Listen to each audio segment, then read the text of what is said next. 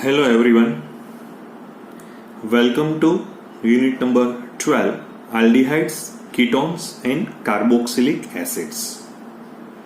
Today we will discuss a most important portions of the carboxylic acid is 12.9 chemical reactions.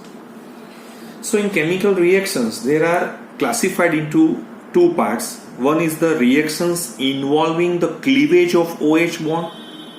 Number two is reactions involving the cleavage of whole OH bond.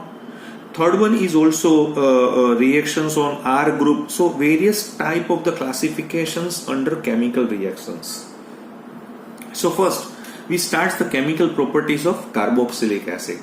Before we start about the chemical properties of carboxylic acid, let us check the nature of COOH.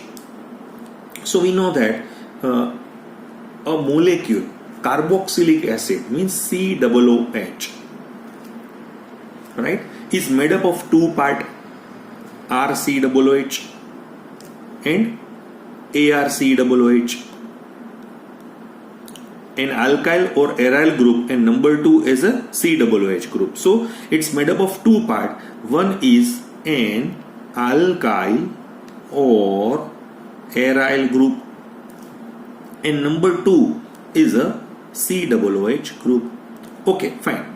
This except formic acid. Okay, this is except formic acid, because in the formic acid there is a H group is attached with a COOH.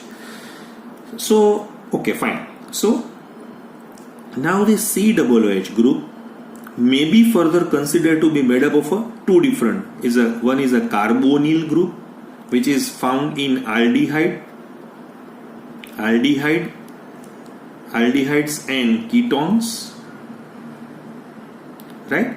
And hydroxyl group, which is in alcohol or phenol.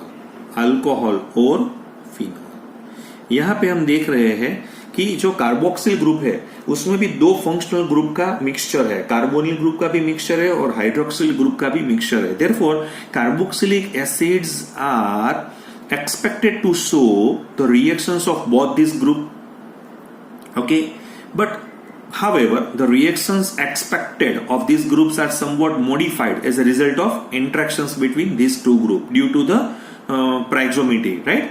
So we know that less electronegative nature of carboxyl carbon, because we know that there is a resonance in COOH, right? So once again, the carbonyl group in COOH, okay, carboxyl group is less electrophilic than C double bond O in aldehyde or ketone. Due to, what is the reason behind that? The reason is like that, for resonance, right? Due to resonance. Carboxylic acid में resonance है, इसलिए वो less electrophilic है compare to the aldehyde and ketone. So तो यहाँ पे हम ये सोचना है, so less electrophilic nature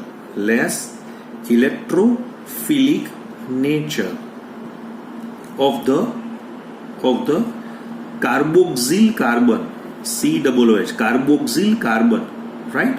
Once again puts a partial positive charge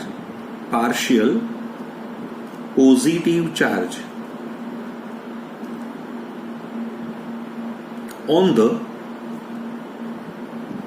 hydroxyl oxygen atom. ये क्या बता रहा है कि रेजोनेंस होने की वजह से जो कार्बन का डेल्टा प्लस है ना वो कम हो गया है, और हाइड्रोक्सिल ग्रुप है जो OH का, उसमें O उसने डेल्टा कर दिया है. इट मीन्स दैट, इसका मतलब ये हुआ कि thereby the making of hydroxyl group of carboxylic acid, so OH of COOH, right, are more acidic than the hydroxyl hydroxyl of alcohols and phenols. यानी फिनोल और अल्कोहल में जो O है, ऑक्सीजन है, उससे ज्यादा पॉजिटिव चार्ज किसके पास है? Hydroxyl group of COH। तो वो O है, वो डेल्टा प्लस हो गया है। देखिए मैं आपको यहाँ पे ये इस तरह से समझा रहा हूं।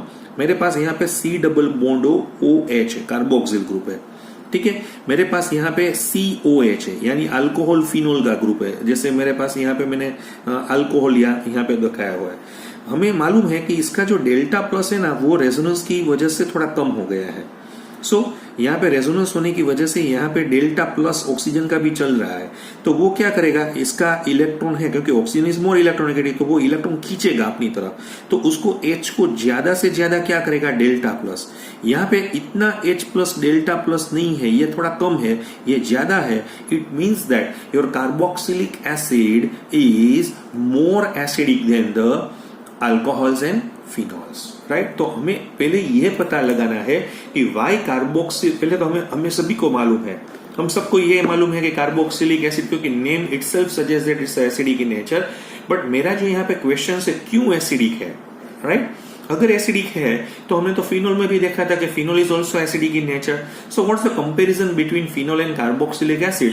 सो carboxylic acid is more acidic than phenol due to this resonance phenomena. Okay, now next point is the reactions involving. Now we move to the reactions involving the cleavage of OH bond, means acidic strength of carboxylic acid. So we know that carboxylic acid are the most acidic among all the organic compounds studied so far, right? But however, carboxylic acids are much weaker acid than mineral acid. जो COH हम carboxylic acid की जो यहाँ पे बात कर रहे हैं, which is most acidic amongst all the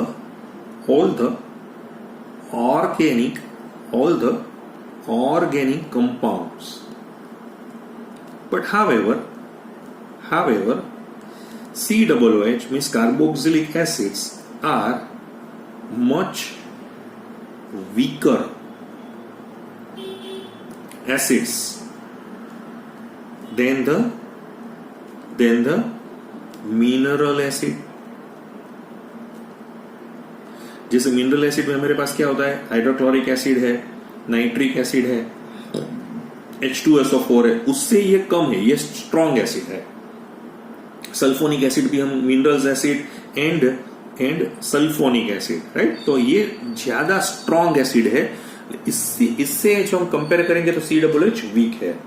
so in aqueous solutions हम क्या देख रहे हैं, in aqueous solutions the carboxylic acids ionise and exist in a dynamic equilibrium between the, जैसे हमने RCOH को पानी में उसका एक्वियस सॉल्यूशन बनाया हुआ है, तो there is a dissociation reactions and it's converted into RCOO- and H3O+.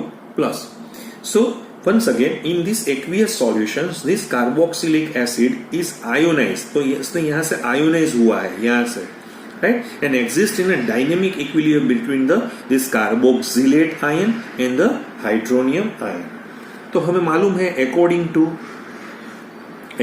to law of mass action, तो हमें तो ये सब कुछ हमने तो वो इक्विलिब्रियम या केमिकल इक्विलिब्रियम चैप्टर में भी पढ़ा था कि in the according to the law of mass actions the equilibrium constant K, तो हमें K दिखाना है, तो हम कैसे दिखाएंगे? So it's a concentration of RCOO-, concentration of H3O+ upon concentration of RCOOH and H2O, right. तो ये इसका इक्विलिब्रियम कांस्टेंट हो गया है, right. But we know that since water is taken in large excess, तो हमने तो बहुत ज्यादा वाटर ले लिया है। आपको मालूम होगा 55.55 मोल हमने लिया हुआ था। सो इसकी वजह से क्या हो गया, तो कि concentration of water remains constant, क्योंकि उसमें कोई भी फर्क नहीं आएगा, उसमें से कोई ऐसा, क्योंकि निग्लिजिबल है वो जो डिफरेंस है, तो हम ये रिएक्शंस इस तरह से भी लिख सकते हैं ना कि K है वो H2O के साथ अभी उसका कांस्टेंट और कांस्टेंट मिला के एक नया कांस्टेंट Ka मैंने लिखा हुआ है, तो वो है RCOO minus then H3O plus upon RCOOH, right. तो ये जो Ka है, राइट, तो Ka का दूसरा नाम है dissociation constant, dissociation constant of the acid, उसको हम dissociation constant. So it varies only with the temperature. अगर टेम्परेचर वेरी हो सकता है तो वो जो Ka है वो यहाँ पे बदल सकता है, वो हमें सबको मालूम है, right. So from the above equations, it is clear that the value of Ka is directly proportional to the concentration of H3O plus or simply H plus. Therefore, the value of Ka is measure of the acidic strength of an acid, right? So if Ka is greater in nature, so it means the tendency of the acid to ionize and stronger is the acid. So it means that it's a stronger acid. K ज्यादा होगा तो acid की strongness ज्यादा हो जाएगी। फिर हमें मालूम है, जैसे हमने वो इक्विलिब्रियम लेसन में पढ़ा हुआ था, there is a power of K values भी होती है। ज्यादा से ज्यादा हम ये यूज कर रहे हैं अभी इस समय पे। So the numerical value of Ka of different Bronsted acids cover a range of many powers of 10. वो 10 के कितने पावर में चली जाती है समटाइम्स, तो उसकी वजह से किसी को पढ़ना समझना हो तो sometimes it's more convenient to express the acidic strength of an acid in terms of pKa, right, which is negative logarithm of a equilibrium constant. तो हम pKa क्या कैसे लगते हैं, तो pKa दूसरा कुछ भी नहीं है, सो वो है simple negative logarithm of the equilibrium constant. तो इसका मतलब ये हो गया ना कि smaller the value of power of K, जैसे पावर ऑफ K मेरे पास स्मॉल हो जाता है, सो इट मींस दैट, तो इसका मतलब क्या होगा, K ज्यादा हो गया, K ज्यादा हो जाता है तो वो क्या हो जाएगा, स्ट्रॉन्गर एसिड की तरफ चला जाएगा, right. Better is the proton donor, कई बार ऐसे भी बोलते हैं, बेटर प्रोटॉन डोनर भी उसको बोल सकते हैं, राइट।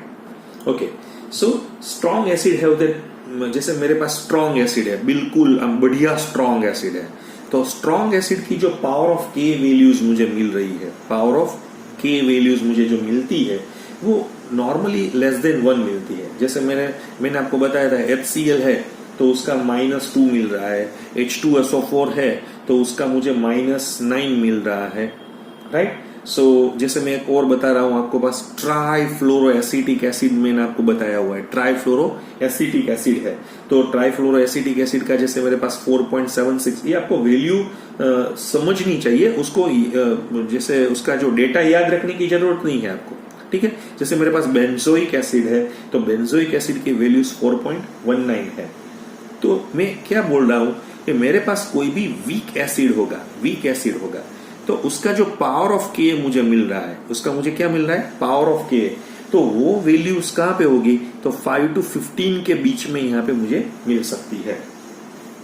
और एक्सट्रीमली वीक एसिड होगा तो वो ग्रेटर देन 15 हो जाएगा। एक्सट्रीमली वीक एसिड है, राइट, तो उसका पावर ऑफ K मुझे कितना मिलेगा, तो ग्रेटर देन 15 मिलेगा। ये आपको समझना चाहिए, ठीक है। अभी मैं उसका जो अभी आगे, क्योंकि ये जो बहुत बढ़िया सेशंस है यहाँ का, आप एक बार देखिए, यहाँ पे क्वेश्चंस है ना वो एमसीक्यू की तरह से बहुत पूछे जाएंगे, कोई थियोरेटिकल क्वेश्चंस यहाँ से बोर्ड में नहीं निकलेगा, लेकिन जो आपका जो कॉन्सेप्ट है वो यहाँ पे बिल्ड होगा। मैं कहीं डेटा आपको बताना भी चाहता हूँ। In other words, carboxylic acids are weaker acid than mineral acids, but stronger acid than alcohol and simple phenol. तो हमने ये सब कुछ यहाँ पे किया हुआ है। देखिए मैं क्या बोल रहा हूँ, मेरे पास जो कार्बोक्सिलिक एसिड है वो मिनरल एसिड से क्या है, मिनरल एसिड से कम एसिड है, लेकिन हमें मालूम है जैसे मेरे पास यहाँ पे अल्कोहल है और फिनॉल है, राइट, तो उससे वो ज्यादा एसिडिक कैरेक्टरिस्टिक्स है वो यहाँ पे दिखा रहा है, ठीक है। फाइन। तो अभी मैं थोड़ा आपको यहाँ पे डेटा भी देना चाहता हूँ। जैसे ये जो डेटा है ना, वो आप ऐसा मत सोचिए कि ये हमें सब कुछ करने हैं इसलिए मैं दिखा रहा हूँ, आपकी टेक्स्ट बुक में भी दिए हुए हैं, ठीक है। जैसे मैंने यहाँ पे एक डेटा में यहाँ पे दिखा रहा हूँ FCOH, तो उसका जो KA वैल्यू है वो है जैसे 17.7 इंटू 10⁻⁵ है, और उसका पावर ऑफ KA है 3.75। ये जो मैंने वैल्यू दी है पावर ऑफ KA की है, ये KA की है, और ये जो मैं दिखा रहा हूँ आपको एसिड है। लेकिन जैसे आपने ये देखा एसिटिक एसिड, तो उसका जो वैल्यू है 1.75 इंटू 10⁵, यानी ये जो वैल्यू है ना कम हो गया है KA का, यानी इसकी वजह से ये तो उसका एसिडिटी कम हो गया। क्यों? क्योंकि मिथाइल डोनेटिंग ग्रुप है, तो वो इलेक्ट्रॉन डोनेट करेगा, यानी H प्लस डेल्टा का डाउन नेचर कर देगा, और पावर ऑफ KA की वैल्यू देखो बढ़ रही है, right, because power of KA यानी KA दोनों है वो इनवर्स है, ठीक है।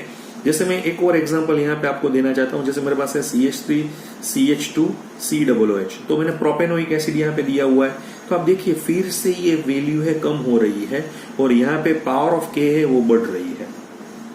लेकिन मैं अभी जो कहानी में ट्विस्ट ला रहा हूं, जैसे मैं यहाँ पे ClCH2 COOH लाऊंगा, तो क्लोरीन हमें मालूम है, क्लोरीन है ना वो माइनस इंडक्टिव इफेक्ट की तरह से चल रहा है, राइट, तो वो खींचेगा अपनी तरह इलेक्ट्रॉन, तो उसका ये इलेक्ट्रॉन तो इंडक्टिव इफेक्ट में COO का भी खींचेगा, इसका डेल्टा तो ये H डेल्टा प्लस ज्यादा हो जाएगा, so it means that it's more acidic, okay. तो उसका जो देखिए पावर ऑफ K 2.787। अभी मैंने यहाँ पे 2 क्लोरीन रखे हुए हैं, कितने रखे हुए हैं? 2 क्लोरीन मैंने लिए हुए हैं, तो उसका देखिए आप वैल्यू देखिए 5530, यानी दोनों क्लोरीन है खिंचाव की वजह से वो 1.26 के उसका पावर ऑफ K चला गया है। अभी मैंने 3 क्लोरीन रखे हैं, देखिए यहाँ पे मैंने 3 क्लोरीन रखे हुए हैं, तो उसका वैल्यूज है नियर अबाउट 23,000। देखिए आपको वैल्यूज याद रखने की जरूरत नहीं है, लेकिन आपको पैटर्न डेफिनेटली देखना पड़ेगा कि क्या हो रहा है। जैसे वो एग्जाम में क्या करेंगे, ठीक है, ये 4 देंगे और आपको बोलेंगे पावर ऑफ K का असेंडिंग डिसेंडिंग ऑर्डर, या K का असेंडिंग डिसेंडिंग ऑर्डर, या डोनर वो जो है वो प्रोटॉन डोनर का असेंडिंग डिसेंडिंग ऑर्डर है, तो वो यहाँ से आपको पता चल सकता है, ठीक है। आपको समझ में आ रहा है मैं क्या बोल रहा हूँ? जैसे मेरे पास आपको मैं यहाँ पे दिखा रहा हूँ, जैसे मैंने यहाँ पे फ्लोरीन डाला हुआ है, देखिए सिंपल मैंने फ्लोरीन डाला हुआ है। सो फ्लोरीन का जो वैल्यू है वो है 260 इंटू 10⁻⁵। देखिए क्लोरीन का कितना था 136, तो फ्लोरीन इज मोर इलेक्ट्रोनेगेटिव, तो एक फ्लोरीन में फ्लोरीन की इलेक्ट्रोनेगेटिविटी ज्यादा होने की वजह से वो अपनी तरह से माइनस इंडक्टिव से खींचेगा, तो H ज्यादा डेल्टा प्लस हो जाएगा, तो यानी वो acid hydronium ion proton donation ज्यादा करेगा, K ज्यादा होगा तो पावर ऑफ K कम हो जाएगा, राइट। तो हमें मालूम है उसका जो वैल्यू है वो 2.5 है। मैं बार बार आपको बता रहा हूं, आपको वैल्यूज याद नहीं रखनी है, लेकिन आपका जो इसका ऑर्डर पूछ रहे हैं कि क्या होगा, राइट, तो वो आपको समझना चाहिए। जैसे मैंने यहाँ पे ब्रोमीन डाला हुआ है, तो आप ही देखिए फ्लोरीन क्लोरीन एंड ब्रोमीन है, तो क्लोरीन से भी ये कम हो जाएगा, because bromine is less electronegative than chlorine, definitely they having a negative inductive effect, but the effect is quite low, तो उसका जो वैल्यूज है वो क्लोरीन से भी कम हो गया है। देखिए आप यहाँ पे, तो उसका पावर ऑफ K है वो थोड़ा ज्यादा हो गया है। मैं यहाँ पे आयोडीन दे रहा हूँ, देखिए आप आयोडीन, राइट, सो आयोडीन में क्या होगा, दिस इज 67 इंटू 10⁻⁵ है, तो 3.16, तो वो बढ़ गया, ये कम हो रहा है। आपको समझ में आ रहा है मैं क्या बोल रहा हूँ यहाँ पे, ठीक है। देखिए अभी मैं आपको यहाँ पे एक और थोड़ा डेटा यहाँ पे भी मैं देना चाहता हूँ। अब देखिए एक बार,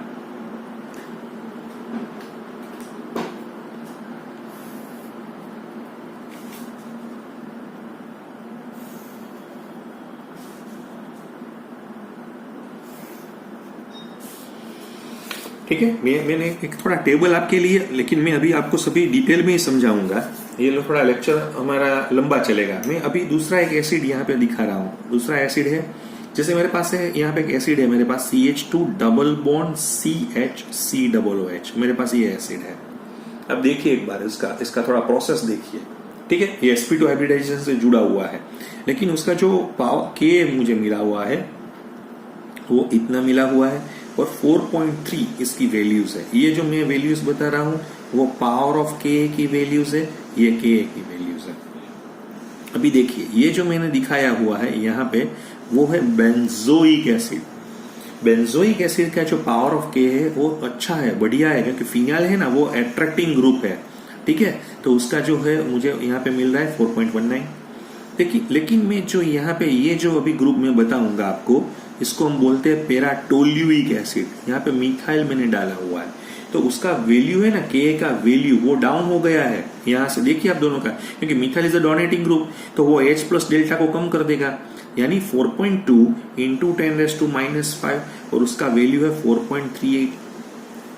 ठीक है, देखिए मैं एक और एग्जांपल्स, यहाँ पे कई एग्जांपल्स हम दिखा सकते हैं।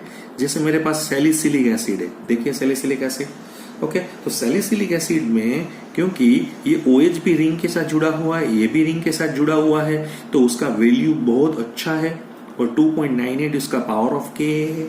लेकिन जैसे मैंने यहाँ पे मिथाइल की बजाय मैंने यहाँ पे नाइट्रो डाला हुआ है। Nitro is a very good electron withdrawing group, वो खींचेगा अपनी तरफ से, तो उसकी एसिडिटी ज्यादा हो जाएगी। तो 36 इंटू 10⁻⁵ पे वो चला गया है, 3.41 उसका है। इसी तरह से मैं यहाँ पे आपको एक और डोनेटिंग ग्रुप यहाँ पे दिखा रहा हूँ, वो है OCH3, right. It's a paramethoxy benzoic acid, इसको हम बोल रहे हैं, ठीक है। तो लेकिन ये डोनेट कर रहा है यहाँ पे, तो 3 इंटू 10⁻⁵ इसकी वैल्यूज है और 4.46 है। तो देखिए ये मिथाइल है, यहाँ पे ये है, तो इससे भी ये ज्यादा अपना डोनेशन, क्योंकि ये तो हाइपर कॉन्जुगेशन की वजह से देगा, लेकिन ये तो definitely they having a electron pair over oxygen and they donate to the system, aromatic system, that's why the value is little bit affected. तो आपको मैंने समझाया हुआ है, ये जो पावर ऑफ के का जो वैल्यूज है वो मैंने 298 केल्विन पे मैंने ये सबको बताया हुआ है। अभी आपको हमें ये समझाना पड़ेगा कि cause of acidic natures and the structures of carboxylate ion का मैंने एक बार आपके साथ बात की थी। यहाँ पे ये जो पॉइंट्स में यहाँ पे दिखा रहा हूं कि एसिडिक नेचर क्यों है उसका, देखिए। So we know that carboxylic acid का ये जो स्ट्रक्चर्स में यहाँ पे देख रहा हूं, RC डबल बॉन्ड OH, यहाँ पे लॉन पेयर है, सेम वे यहाँ पे भी लॉन पेयर है। हमें मालूम है ये लॉन पेयर यहाँ पे डोनेट हो जाएगा, ये यहाँ पे आ जाएगा, तो उसका जो रेजोनेटिंग स्ट्रक्चर्स मुझे मिलेगा वो देखिए आप, यहाँ पे RC डबल बॉन्ड OH, यहाँ पे देखिए O है, माइनस है, और ये जो आप देख रहे हैं O है वो प्लस है। ये जो प्लस है ना, उसकी वजह से ही H क्या होगा, क्योंकि O है मोर इलेक्ट्रोनेगेटिव होने के बावजूद भी प्लस है, तो वो H का खींचेगा, यानी इसका एसिडिक नेचर मुझे मिल सकता है। तो ये मेरा 2 कैनोनिकल स्ट्रक्चर्स है। So due to the presence of this positive charge over oxygen atom, they attracts the electron of the OH bond towards to itself, oxygen की तरफ खींचेगा। एज ए रिजल्ट क्या हो जाएगा, OH बॉन्ड वीकन्स, तो ये bond थोड़ा weak हो जाएगा and ultimately breaks to split of a proton, and this is the responsible for the acidic nature of hydroxyl group। देखिए अभी क्या होगा, ये जो है ये अपनी तरफ से खींचेगा यहाँ पे, तो अभी और मैं यहाँ पे एक दिखाना चाहता हूँ, तो ऐसा हो जाएगा ना, R है, यहाँ पे क्या हो गया C है, देखिए यहाँ पे मुझे मिल गया है O, ये तो O जैसा था ऐसा ही था, माइनस था, और यहाँ पे मैंने क्या दिया हुआ है, डबल बॉन्ड, और वो जो H प्लस है वो यहाँ से निकल गया है।